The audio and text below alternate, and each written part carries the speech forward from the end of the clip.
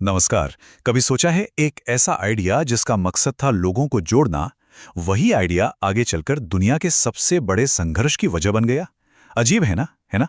आज हम इसी की कहानी समझने वाले हैं। और ये सवाल हमें सीधा इतिहास के एक बहुत ही जरूरी मोड़ पर ले जाता है। तो चलिए देखते हैं कि ये सब हुआ कैसे। तो इस कहानी की शुरुआत होती है 19वीं सदी के शुरू में। उस वक्त राष्ट्रवाद का मतलब आज से बिल्कुल अलग था, बहुत ही पॉजिटिव, बहुत ही आदर्शवादी। उस समय पर राष्ट्रवाद का सीधा साधा मतलब था लोकतंत्र, आजादी और लोगों का हक कि वो अपनी सरकार खुद चुने। एक तरह से ये उम्मीद से भरी एक भावना थी। लेकिन 19वीं सदी के आखिर तक आते आते यही प्रेरणा देने वाला विचार बिल्कुल बदल गया। इसने एक ऐसा खतरनाक रूप ले लिया जिसे पहचानना ही मुश्किल था। अब यहां देखिए, ये बदलाव कितना बड़ा था। एक तरफ शुरुआती राष्ट्रवाद जो लोगों को जोड़ता था, आदर्शवादी था, और दूसरी तरफ 19वीं सदी के अंत का राष्ट्रवाद जो एकदम संकीर्ण हो चुका था, असहिष्णु था और हमेशा युद्ध के लिए तैयार रहता था। और जानते हैं इसमें सबसे मजेदार बात क्या थी? यूरोप की जो बड़ी ताकतें थी ना, उन्होंने इस आक्रामक राष्ट्रवाद को एक खतरे की तरह नहीं देखा, बिल्कुल नहीं। उन्हें तो इसमें अपने फायदे का एक औजार, एक हथियार नजर आया। उनका प्लान बड़ा सिंपल और कह सकते हैं कि बेरहम था।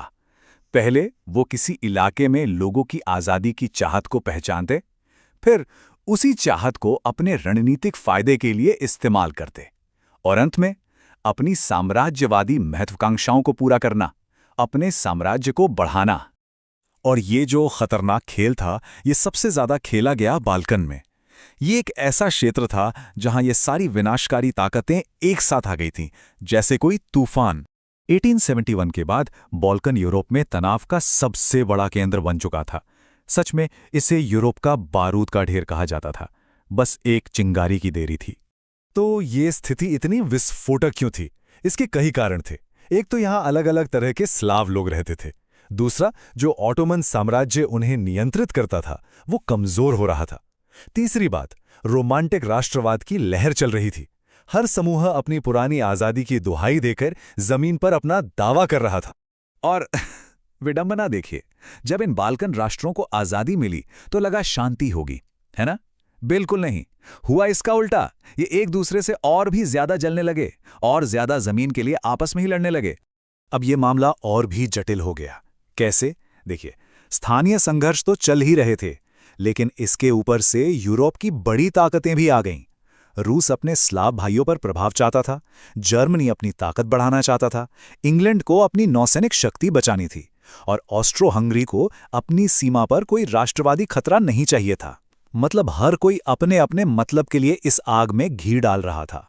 तो अब हमारे पास क्या है? स्थानीय प्रतिद्वंद्विता और साम्राज्यवादी महत्वाकांक्षा का एक घातक मिश्रण।